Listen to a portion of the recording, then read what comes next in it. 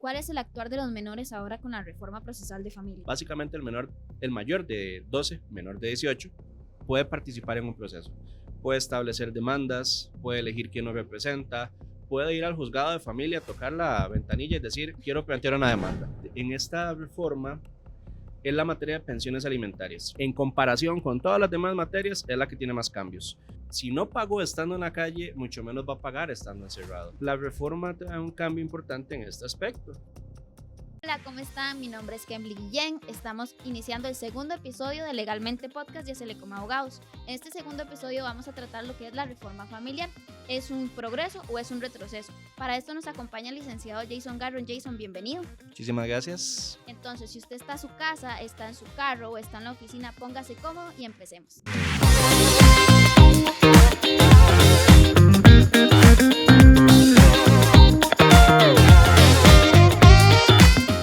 Jason es el abogado del Departamento de Litigio, tiene harta experiencia sobre los procesos de familia.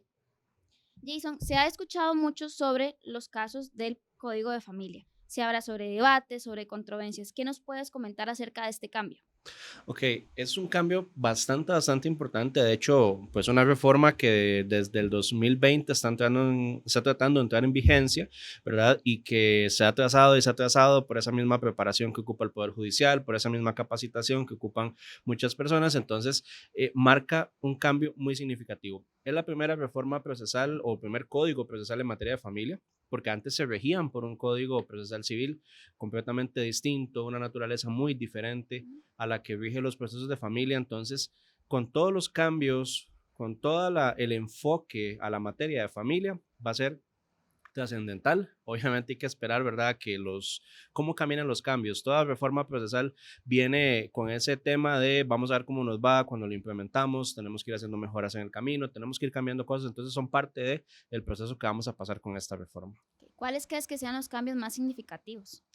Hay cambios bastante importantes. El primero de ellos es la existencia o la creación de un proceso resolutivo familiar. Ese proceso resolutivo familiar, porque si tal vez nos remontamos un poco a la actualidad o a los procesos anteriores, antes de este 1 de octubre de este año, los procesos de familia generalmente son muchos cuando sucede un solo problema. Una sola separación de la familia, como tal, o un solo divorcio conlleva muchas veces a la existencia de un proceso de divorcio, a la existencia de un proceso, un régimen de visitas, a la existencia de otro proceso más de pensiones alimentarias, incluso en algunos casos violencia doméstica, ¿verdad? O el tema de modificación de guarda, crianza y educación de los menores, que también se discute mucho. Y genera un desgaste para la familia, genera una problemática para la familia. El tema de exponerse a 4 o 5 procesos que tal vez 2 avanzan más rápido, uno avanza más lento, uno se resuelve en un año, otro se resuelve otro año. Entonces, eso genera un desgaste para el problema familiar. Uno de los principales cambios es un proceso resolutivo familiar que permite conocer varias en una sola. Que un juez en un solo proceso dé una solución integral a todo el problema de familia. ¿Cuál podría ser otro cambio bastante importante? Bueno, el tema de que ya a nivel de matrimonios, ya los jueces no pueden celebrar matrimonios como tal, sino que ahora tenés que acudir a las oficinas del registro, ¿verdad? Para llegar a celebrar como tal el matrimonio, ¿verdad? Lo hacen los encargados de las oficinas. También importante, ya no se permitiría un matrimonio con poder. ¿Por qué? Porque sale mucha discusión en cuanto a matrimonios simulados, a temas de extranjeros que tal vez vienen por un tema de nacionalidad y se expide un poder para que la persona se pueda casar. Entonces se cierra ese portillo y se establece que el matrimonio es un acto personalísimo, donde deben comparecer ambos cónyuges, ¿verdad? Otro cambio también es que ahora el divorcio sí se puede hacer por poder. Uno de los comparecientes o uno de los cónyuges puede otorgar un poder para llegar a divorciarse. Y el divorcio como tal, si no tenés hijos y no tenés bienes de por medio y es simplemente una desvinculación del vínculo matrimonial o una desvinculación de ese vínculo, valga la redundancia, ¿qué pasa? Que puedes hacerlo ante registro. Con la escritura por mutuo acuerdo lo presentas y listo. Pero en los casos que hay menores de edad o en los casos que hay bienes, tenés que presentarlo ante el juez por el tema de velar porque los cónyuges se respete el tema del derecho ganancial y también llegar a velar por lo que es el principio del interés de la persona superior, de la persona menor de edad, ¿verdad? En el proceso. Claro, hablando ahorita que decís sobre ir al registro, a casarse o divorciarse, como Jason Garron, ¿cómo te sentirías de ir al registro? Vas por tu cédula normal y resulta que hay muchas personas vestidas de blanco o de traje entero a casarte. ¿Qué opinas de esto? Bueno, es parte de, obviamente es un mundo completamente nuevo, Ah, completamente claro. diferente, que uno va al registro y no está acostumbrado a ver eso, ¿verdad? Pero una situación similar podía pasar antes cuando se hacían matrimonios ante un juez, porque tenías que ir al despacho, tenías que ver la disponibilidad del juez para que los llegue a casar. Entonces, sí es muy diferente, yo siento que yo me sentiría extraño, ¿verdad? No sentiría como lugar, el entorno adecuado Claro. para celebrar una boda, ¿verdad? Pero bueno, es parte del proceso, es parte del experimento que tenemos. Esto se hace tal vez con la finalidad de agilizar más y Ujú. vamos a ver qué tanto agiliza. Ok, ahora bien, de estas materias, porque familia es una materia muy delicada, sumamente Ah, social en el área del derecho, pero ¿cuál es el proceso o la submateria de familia que lleva más cambio? ujú, En qué cambios son y por qué se dan estos ujú. cambios? Ok, como bien lo decís, de verdad que familia es un mundo enorme, con muchos procesos, régimen de visitas, violencia doméstica, divorcios, miles y miles y miles de procesos, pero el que sufre tal vez el cambio más significativo en esta reforma es la materia de pensiones alimentarias. En comparación con todas las demás materias, es la que tiene más cambios. Cambios como, bueno, el proceso en sí varía, porque tal vez en este momento vos planteas una demanda de pensión alimentaria, vas al juzgado por medio de la defensa pública, si no tenés los medios, se plantea esa demanda. ¿Y qué es lo que hace el juez? En algunos casos convocan audiencias de conciliación previa, en otros casos la convocan más adelante, pero se llega a emitir lo que se llama una pensión provisional, la famosa pensión provisional que suena mucho en la calle y que tenés 3 días para apelarla y tenés 5 días para contestar la misma, ¿verdad? Y obviamente es una pensión de carácter provisional, que puede ser variable, han obligado a los jueces, sí, a hacer un análisis más profundo al momento de emitir una pensión provisional porque se mantiene durante muchos meses y ya después de eso se realizan los procesos. ¿Cuál es el cambio? Que ahora planteas una demanda que puede ser de manera oral o de manera escrita, inmediatamente y ya por norma procesal se tiene que establecer y señalar una audiencia de conciliación previa, ¿verdad? Y si se logra conciliar, perfecto, cerramos el proceso. Pero si no se logra conciliar, ya el juez no va a dictar una pensión provisional, va a dictar una resolución que se le puede llamar sentencia anticipada, estableciendo ya la pensión alimentaria y diciéndole al obligado, tenés 5 días para oponerte y para demostrar que tus gastos son estos o que tus ingresos no son los que plantea el beneficiario o la beneficiaria, ¿verdad? Si no te opones en esos 5 días, esa sentencia queda en firme y ese monto de pensión se te mantiene. Pero si te opones, ahí entramos a lo que es ya una audiencia como tal, ¿verdad? Ese es uno de los principales cambios en materia procesal. Y si nos vamos, por ejemplo, a medidas de apremio corporal, que es bastante Okay. controversial, sufre muchos cambios. ¿Cuáles? Ok, el apremio va de manera paulatina aumentando. Ya no es el típico 6 meses fijos, siempre, no. Empezás con 2 meses, si vuelven a dictarte un apremio, vas por 4 meses, y si vuelve, vas por 6 meses. Y la ley me habla de hasta 2 meses, hasta 4 meses o hasta 6 meses, estableciendo un máximo como tal. Y también algo que llama mucho la atención y es porque, vamos a ver, mucha gente en la calle lo dice, es que si le dictan apremio corporal, si no pagó estando en la calle, mucho menos va a pagar estando encerrado. Ujú. Le quitas oportunidades de trabajo, le cerras el portillo. Entonces, incluso muchas personas cuando vienen a consulta le dicen a uno, es que yo no quiero el apremio porque se va a quedar sin trabajo y menos me va a pagar. La reforma trae un cambio importante en este aspecto y es que vos podés solicitar un apremio diurno o un apremio nocturno. Ese apremio nocturno demostrando que trabajas, demostrando que tenés, incluso no solamente trabajas, sino que tenés ofertas ¿De o que estás trabajo? buscando trabajo para que vos de las 20 horas a las 5 horas estés en apremio corporal, ¿verdad? O en el día, si es el caso, ¿verdad? Entonces, sí tiene muchos cambios importantísimos en esta materia. Ok. ¿Cuál es el actuar de los menores ahora con la reforma procesal de familia? Eso es un tema sumamente importante y es que en lo personal, yo siempre he dicho y cuando veo temas de familia o atiendo personas que ven temas de familia es, no nos centremos tanto en el problema del adulto. Está bien, hay procesos que ven exclusivamente el problema del adulto, un divorcio, violencia doméstica, una separación. Pero cuando tenemos menores de por medio, hay que dejar esos problemas de adultos en un segundo plano y tenemos que centrarnos en el interés superior de la persona menor de Como edad. principio protector. Exactamente, y es un principio que siempre lo he dicho, es el principal, el pilar de un derecho de familia. Entonces, esos menores de edad que tienen más de 12 años, pero menos de 18 obviamente, tienen ya una capacidad procesal. ¿Cómo definimos eso? ¿Cómo se explica eso? Básicamente el mayor de 12, menor de 18, puede participar en un proceso. Puede establecer demandas, puede elegir quién lo representa, puede ir al juzgado de familia, tocar la ventanilla y decir, quiero plantear una demanda, ¿verdad? Y eso, Ok.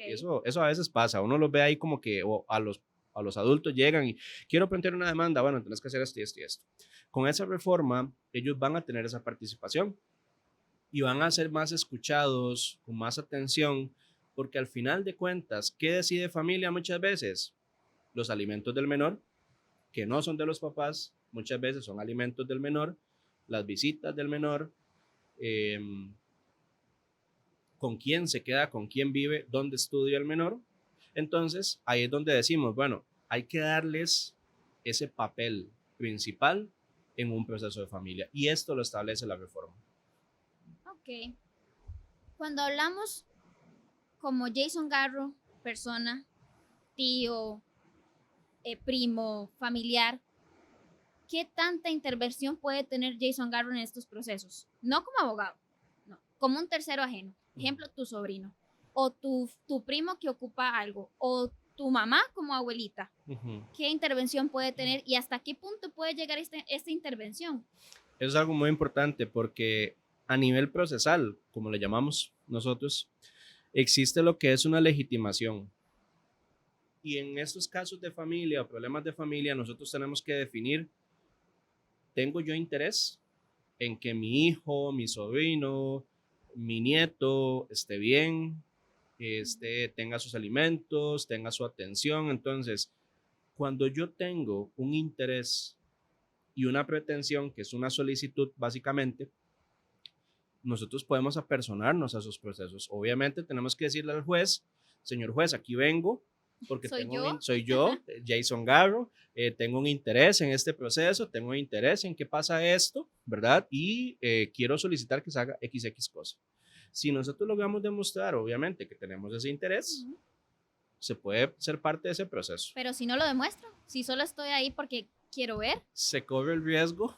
Bueno, pasa mucho, ¿verdad? Porque muchas veces dice, y vamos a Claro, perdonarnos a ver qué pasa. O quiero hacer el daño con tal persona porque no me cae bien. Si no logras demostrar que tenés un interés, una legitimación, el juez posiblemente lo que te va a decir es, Jason, yo entiendo tu preocupación y esto, pero este proceso es para X y X persona.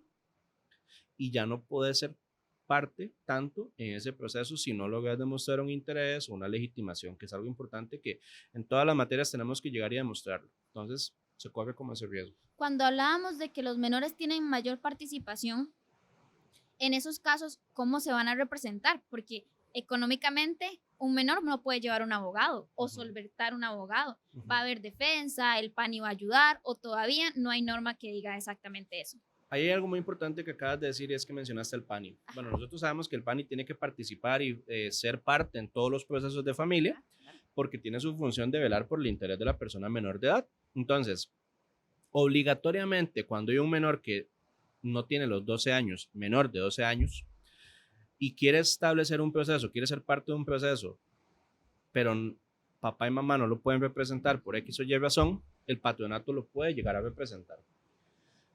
Lo mismo pasa en ese mayor de 12 años que no tiene medios, ¿verdad? Él puede elegir quién lo represente. Yo quiero que me represente mi papá o mi mamá. Muchas veces surge, y de verdad que la práctica en familia nos dice que a veces hay diferencias entre padres e hijos. A veces el menor quiere algo y el papá quiere otra cosa y estamos en ese choque, en esa tensión de, es que yo quiero vivir con mi papá y mi mamá. No, usted no va a vivir con su papá, usted vive conmigo, vive en mi casa y punto. El menor puede escoger quién quiere que lo represente, su papá, su mamá. Si en última instancia no requiere ese apoyo y no lo tiene, bueno, el patronato también estaría ahí entrando para defender los intereses. Entonces es una parte muy, muy importante y que llama mucho la atención. Ok. Cuando entró a regir lo que fue el Código Procesal Civil, se implementó mucho la oralidad. En ese momento se basó todo cambió. Pasamos de algo casi estrictamente escrito a algo ya de vamos a hablar, vamos a dar conclusiones. Este Código Procesal de Familia tiene ese mismo principio. ¿A qué punto llega a cambiar a todos estos abogados que están acostumbrados a algo escrito, a algo que no? Yo me pongo en 3 días, a la última hora subo el escrito, porque muchas veces se da. ¿Qué opinas de lo que es la contestación oral y estos cambios de oralidad que se dan? Ok, este código de verdad que se tomó muy en serio la oralidad porque hizo algo que no hemos visto en ninguna otra materia, ni en su momento en civil, ni laboral, ni penal, que se llegaron a reformar o acomodar a ese principio de oralidad. Hicieron algo súper diferente y nuevo, ¿verdad? Y es justamente eso, es una contestación oral. O sea, a vos te llegan a demandar y vos tenés que ir a una audiencia oral a contestar esa demanda, a ofrecer prueba, a ofrecer excepciones, todos esos hechos de manera oral. Y aquí es donde yo tal vez tengo como un punto de vista que ahí tal vez estamos entrando en un retroceso. Okay. ¿Por qué retroceso? Está bien, la oralidad es muy buena, es muy funcional y ha agilizado mucho los procesos, pero estamos en un retroceso en el derecho de defensa por dos cosas. ¿Qué pasa si el abogado de manera oral pues ve la demanda, olvida detalles, deja aspectos por fuera, deja elementos probatorios por fuera? Nos puede llegar a afectar. Y también pensemos en los procesos que no requieren la presencia de un abogado y vamos a poner a un particular, a un ciudadano que no está obligado a conocer de derecho, porque no lo está, a contestar una demanda de manera oral. O sea, le puede causar una indefensión, un perjuicio. Entonces, a mi criterio, ahí es donde estaríamos entrando un poco en un retroceso, ¿verdad? ¿Qué es lo que pasa? Que actualmente hay una reforma en camino, ¿verdad? Que de hecho recientemente, hace mucho una semana, se aprobó en primer debate para modificar justamente eso. Y para otorgar un plazo de 8 días para la contestación de manera escrita. Tanto es el tema que preocupa de una contestación oral, no porque no estemos capacitados para hacerlo, sino porque la figura de la contestación oral tiene muchas aristas complicadas. Entonces, tanto es así que se promueve una reforma para que en cuestión de unos días entre en vigencia. Pero esta entraría a regir hasta después de que entre el código, efectivamente, porque Ajá. ya el código estamos a días. El código estamos prácticamente a menos de una semana. Claro. Y lo que le falta es un segundo debate. Después del segundo debate falta que lo envíen a presidencia y que el presidente decida dentro de sus facultades si quiere firmarlo o no, ¿verdad? Y definir cuándo entra en vigencia, si entra en vigencia, cuándo se publica en la Gaceta, cuántos días después o si es de manera inmediata. Entonces, sí o sí, tenemos que estar un poco preparados o muy bien preparados para que si nos toca una audiencia y no se ha hecho este cambio, tengamos que contestar de manera oral. Ok, ¿qué opinas de lo que y por qué se ha tardado tanto en esta reforma? Porque se ha postergado la entrada en vigencia aproximadamente 4 años, si no es Más que o más. menos. Ajá. ¿Y por qué hasta ahora la reforma? ¿Están asustados de que ya de verdad tengan toda la puerta tocándole, UPE va a tocar la contestación oral, ¿qué vamos a hacer? ¿O qué crees que sea esta reforma a último minuto? Muchas veces estas reformas tan importantes, tan complejas, muchas veces responden a algunas presiones de algunos sectores que ocupan que entre en vigencia o que quieren que entre en vigencia de manera rápida.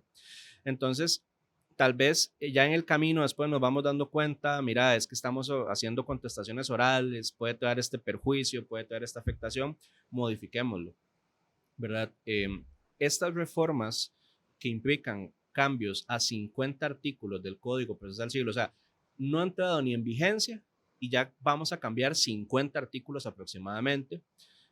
Pudo haber empezado desde a principios del año ya en la Asamblea Legislativa y todavía está ahí en discusión. Obviamente hay que entender que el proceso de la asamblea tiene que pasar por comisiones, tiene que pasar por debates, tiene que pasar por discusiones, entonces eso lo puede llegar a atrasar un poco. Eh, y la entrada en vigencia de este código sí se pudo haber atrasado por la preparación que requieren litigantes, juzgados, despachos, jueces, ¿verdad? Porque la han prorrogado varias veces. O sea, ya estamos a 4 años después prácticamente de que iba a entrar en vigencia. Una situación muy similar pasó hace unos años con la reforma procesal laboral, que también se aprobó y va a entrar en vigencia, y habían algunos sectores que querían cambiar y modificar algunos artículos cuando ya estaba entrando en vigencia. Entonces, muchas veces por sectores, por presiones que hay, por tal vez entrada en vigencia o en el camino nos vamos dando cuenta. Y algo muy importante, cuando ya entre en vigencia, vamos a comenzar a ver una serie posiblemente de defectos, de lagunas, de interpretaciones. Entonces ahí también van a ir surgiendo posiblemente más reformas. De ver cómo resolvemos. De ver cómo resolvemos. ¿Qué crees como litigante de los cambios que se pueden dar a vos como litigante y a los que estén los demás que nos escuchan hoy? Ok. Como litigantes en realidad, también a los que estamos ya, por ejemplo, trabajando en la calle o a los que vienen en camino, es muy importante, no solo en materia familiar, en todas, prepararse a la oralidad. Ya no estamos en aquellos procesos escritos de que muchos no vivimos del 100% de que todo es escrito, escrito, escrito, ¿verdad? Sino que ahora vamos a procesos donde hacen audiencias orales, alegatos orales, conclusiones orales, interrogatorios, como tal. Entonces, el mayor reto que podemos tener es prepararnos y ajustarnos a esa oralidad, ¿verdad? En cualquier materia, porque lo tenemos que hacer. No podemos pretender llegar a porque se han dado casos y hay llamados de atención donde llegamos a una audiencia, agarramos el papelito y empezamos a leer. Y nos llama la atención, o sea, eso es fijo, ¿verdad? Entonces, sí tenemos que prepararnos a ese reto de la oralidad, a dejar ese, obviamente si podemos tener materiales de apoyo, ¿verdad? Eso no lo vamos a quitar, pero sí prepararnos a esa oralidad. Y hay algo muy importante en esta reforma, y es como también uno de los principales retos que veo que podemos tener, y es especializarnos en familia. Familia tiene muchos principios distintos. Se separa de una normativa, un código procesal civil, porque tal vez el procesal civil se enfoca mucho en aspectos pecuniarios, económicos, de contratos, que es parte de la materia, pero familia viene a ser una materia muy social y muy sensible que requiere su normativa. Entonces, conocer los principios, que es lo más importante, porque eso es lo que va a conducir todo ese proceso. Claro, es que si hablamos de familia, estamos hablando de un hogar, de niños, de jóvenes o incluso de gente con discapacidad, con alguna condición, que es temas delicados y que muchas veces el juzgador no tiene esa sensibilidad, porque es sumamente delicado. Exacto. De hecho, muchas veces en civil, está bien, se discuten temas de herencias, casas, discusiones de derechos, entre otros. Pero muchas veces nosotros en materia de familia nos llegan a la mesa papá, mamá, hijo, abuela, abuelo, llorando con un daño o afectación emocional, psicológica, y eso es con lo que tanto litigantes como jueces tenemos que familiarizarnos, de que es una materia sensible, es una materia muy social y que proviene de tal vez muchos casos, familias ya formadas estables, que de un momento a otro se desborona o todo explotó. Entonces, hay muchos sentimientos de por medio, hay mucha sensibilidad en la materia que tenemos que ir trabajando siempre. Licenciado, ¿qué consejos le darías a todos los que estamos estudiando ahorita derecho, a todos los que están empezando a litigar, a aquellos que se van a incorporar y posiblemente el primer caso? Todos sabemos que los casos de familia son de los que más hay en la calle, son de los casos que fácilmente como abogado te va a llegar. ¿Qué consejos le darías? Porque va a empezar con esta reforma la próxima semana. Ok, efectivamente, en materia de familia se ve mucho en la calle, y de eso lo que más se ve, pensiones, violencia doméstica. La primera consulta que le pueden llegar a hacer uno en la calle es pensión alimentaria, muchas veces. Entonces, ¿qué es lo importante? Bueno, primero, estudiar siempre. El derecho es constante, el derecho va cambiando, el derecho se va adecuando a las nuevas tecnologías, a las nuevas tendencias, a las nuevas situaciones. Y por poner un ejemplo, yo estudié mi carrera con el Código Procesal Civil viejo, claro, sin un Código Procesal de Familia, sin una reforma procesal laboral. básicamente, y salí de la universidad y comenzaron las reformas, procesal civil, procesal laboral, ahora la parte familiar. Entonces, siempre, Procesal agrario. procesal agrario también, que no llegamos a llevar en su momento y que efectivamente tenemos que ir estudiando porque nos toca. Y el que se promulgue un código no quiere decir que es norma escrita en piedra y ahí va a quedar. No, le van a hacer reformas. Ahorita le quieren hacer 50, mañana le van a hacer 10, 20, 30. Entonces, estudiar. Y algo muy importante es especializarse en la materia si quieren entrar a trabajar en esa materia. Conozcan los principios, conozcan la materia, conozcan los casos. No estamos ante un número, no estamos ante un objeto, estamos ante personas que han sufrido situaciones, que tienen sentimientos y que tenemos que atenderlas. Jason, ¿en cuáles procesos vamos a ocupar abogados en temas de familia o en cuáles no? Porque nos da esa facultad de este nuevo código. Ok, consejo de corazón, de verdad, en todos.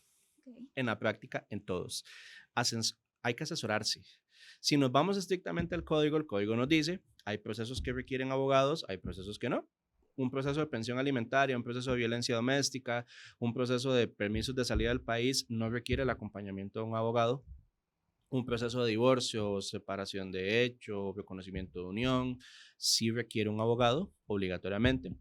Pero el que el código a mí me diga que no requerís un abogado, nosotros siempre aconsejamos que no se dé así, porque hay que conocer el proceso, hay que conocer cómo funciona el sistema, hay que conocer cómo ofrecer prueba, cómo excepciones. ¿Cómo hacer una contestación oral? Cómo hacer una contestación oral, exactamente. Y por eso se requiere el apoyo y el patrocinio de un abogado y obviamente que conozca la materia de familia. Porque lamentablemente muchas veces pasa que llega una persona a nuestra mesa y nos dice, es que yo me comprometí a pagar tanto monto de pensión, pero ni siquiera me da, porque y uno se pone a ver y son 500 de pensión y 300 de salario. Pero ¿qué pasa? ¿Y qué fue lo que pasó? No, es que no fui con abogado, solo se no fui con abogado, no sé ni qué estaba firmando, no estaba seguro, a mí me dijeron que estaba bien y firmo. Ahí es donde ocupamos el apoyo de un abogado que nos asesore en todo ese tipo de procesos. Entonces, a nivel de código, hay procesos que pueden ser variables, cambiantes en el tiempo, que no requieren el acompañamiento de un abogado, y hay procesos más no complejos, más extensos tal vez, que sí lo requieren. Pero nuestro consejo siempre es, en todo proceso, en toda audiencia, acompáñense de un abogado. Claro, también porque si es un cambio para el gremio de abogados, ¿cómo va a ser un cambio para una persona que tal vez no tiene conocimiento, que tiene un niño que tiene 1 año y que llegó y le pusieron pensión? O al revés, que a la madre le pusieron pensión o que sus padres le pusieron pensión. O sea, son cambios sumamente grandes. Y es que si vos te pones a estudiar o ver cómo funciona el proceso tiene audiencias, contestaciones, recurso de apelación, recurso de revocatoria, recurso de casación, ¿Todos excepciones, todos son orales, nulidades. Entonces, donde comenzás a ver todo eso y tal vez una persona que no conoce el proceso le puedes causar una indefensión. Claro. En no ejercer una defensa adecuada. Por eso es que siempre aconsejamos acompañarse a un abogado en todo proceso, sea cual sea el proceso, y en audiencias siempre, porque los temas que se van a discutir son importantes y después de una audiencia, en la mayoría de casos, viene la sentencia. Muchas gracias, Jason. Mucho gusto. Bueno, muchas gracias por acompañarnos hoy. Esperamos que hayan sido de grandes provechos. Jason, gracias por acompañarnos. Sí, las gracias. Estamos muy contentos de tenernos en nuestra casa. Y recuerden que en la Celecom legalmente sí podemos.